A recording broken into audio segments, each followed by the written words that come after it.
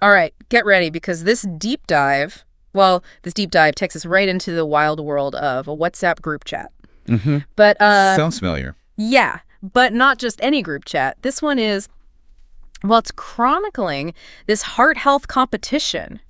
They're calling it EZBEAT. EZBEAT. So are we talking like 11 friends and family all going head-to-head week after week? You got it. Oh, wow. All trying to improve their heart health. That's pretty close. So we're talking steps, sleep, blood pressure, Mm-hmm. all that, even consultations with dietitians and cardiologists. Wow. It's all logged, meticulously shared in this group. So all that feeds into a heart score Yeah. for every participant, and I'm guessing this score gets blasted out on a leaderboard every day. Daily leaderboard, you know it. Of course. And of course, we got to have some prizes for the weekly winner. Gotta have it. We're talking $50 or 4,000 Indian rupees. So it's like fantasy football, but for your heart. Yeah. That's really clever. It's a pretty cool concept. Yeah.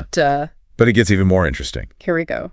Yeah, the game, it keeps things fresh, you know. They introduced new metrics week after week. Okay. So first they added resting heart rate, and then they brought in this Guardian validation system. But hold on, back up, Guardian validation. So you know how self-reporting for things like smoking alcohol can be? Yeah, a little iffy. Yeah, a little unreliable, right? Right. So they have you nominate a guardian. Oh. Someone who can vouch for your habits. I like it. Yeah. So each day, the guardian gets a check-in. Oh, wow. Like, hey, did they smoke today? Did they drink today? And the participant's score only updates if the guardian responds. So you're not just accountable to yourself. Right. You're accountable to somebody else. Exactly. Yeah, talk about pressure. It's like a built-in accountability buddy. But the question is, does it work? Well, that's what we're trying to figure out. But from the chat logs, Yeah. It seems like it's having a real impact on their behavior. Really? We're seeing people make some pretty impressive changes to their lifestyles. Like, give me an example. What kind of changes are we talking about? Well, remember Tinya raking up those steps at the Delhi airport? Even when she was traveling. Oh, come on. I know, right? Ah. Even small opportunities for movement, they become valuable when you're in game mode. That's wild. It is. Wow. And Saruchi, committed to using the hotel gym, avoiding alcohol, even on a bachelorette trip. Okay, that's some serious dedication. Yeah. I'm starting to think this game might actually be onto something. Right. And these individual efforts, they're translating into some pretty significant results. Okay. Take Sahaj, for example. Yeah. Just by consistently reporting his data, his score jumps significantly. Huh. So even just the act of tracking itself can be a powerful motivator. Yeah, like that old saying, what gets measured gets managed. Exactly. But it's not all just about the numbers, is it? There's a real social element to this game as well. Oh, for sure. I mean, you look at the chat logs, Yeah. they're filled with, you've got that fun, competitive banter. Absolutely. Like when Garima wins the first week, the group chat explodes with cheers, virtual high fives. That's so cool. And when Sahaj sees his score jump, well, let's just say there was some playful trash talk involved. So they created this like mini support system Right. where they're pushing each other to be better, but in a fun, encouraging way. Exactly. It's a really neat combination of like competition, community, and real-time feedback. And the organizers are smart. Oh, yeah. They're constantly tweaking the game, Right. keep things interesting. Exactly. Like that rolling average score they introduced. Oh, yeah, that was a good one. Instead of punishing you for missing a day or two, it encourages people to go back and fill in the gaps in their data. Genius.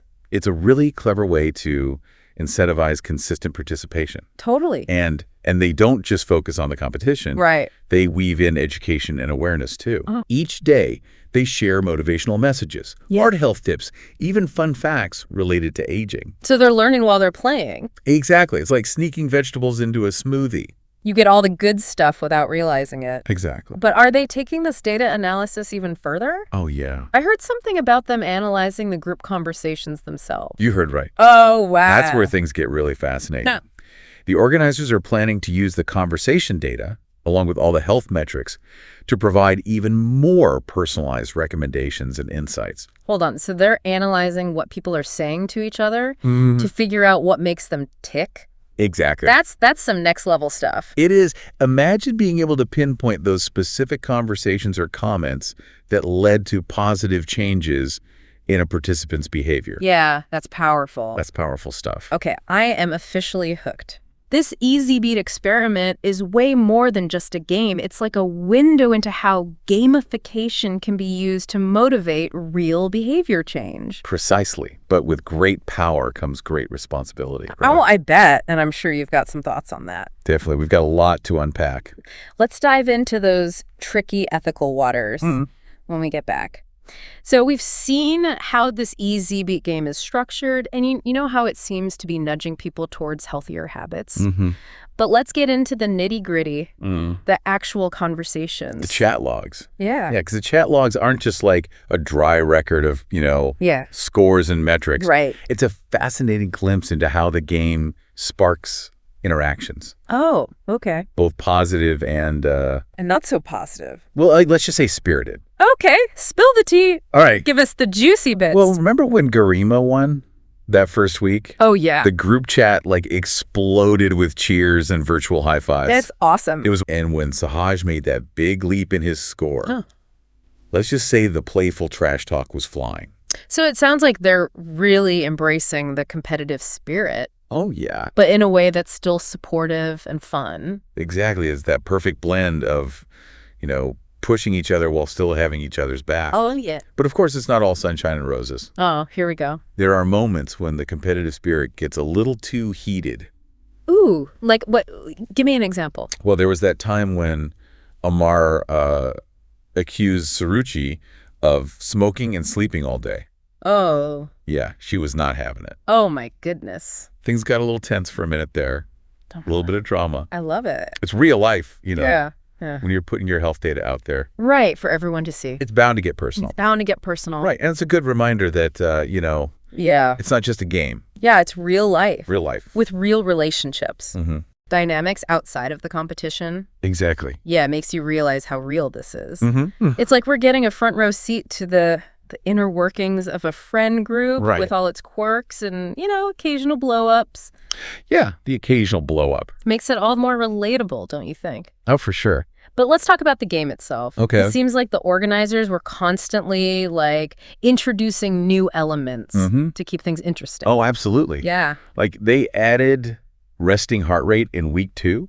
Oh, right. Which shook things up a bit on the leaderboard. Yeah, I bet. And then in week 3, they switched to a rolling average for calculating scores. Which, if I remember correctly, was a brilliant move. It was. Yeah. It encouraged people to stay engaged, even if they missed a day or two of tracking. Right, so no more falling hopelessly behind just because life got in the way. Exactly. That was smart. The game was really cleverly designed to reward consistency and keep everyone motivated for the long haul. It seems like they really put a lot of thought into this. They did. And they didn't just throw these new features at them randomly. Right. The organizers were very strategic about how they introduced new information and education along the way. Okay, like what? Well, those daily awareness tips about heart health. Oh, yeah, those were good. Remember the one about oxidative stress and insomnia? Yeah. Really made me rethink my late night scrolling habits. It's funny how just little snippets of information can really, hit home. Yeah. And remember the breakdown of foods that can help lower blood pressure. Oh, right. They weren't just throwing out random facts. Yeah. They were connecting it back to the data the participants were collecting. That makes sense. Right. So it's not just about knowing that potassium is good for your heart. Right. It's about seeing how your potassium intake directly impacts your blood pressure readings. Oh, wow. That's a powerful connection. It is. Wow. They were constantly weaving in education alongside the competition, making it relevant and actionable. It seems very well thought out. It is. Yeah. And to top it off, they even introduced biological heart age. Oh, wow. And 10-year CVD risk probability into the personalized dashboard. Talk about a reality check. Right. Yeah.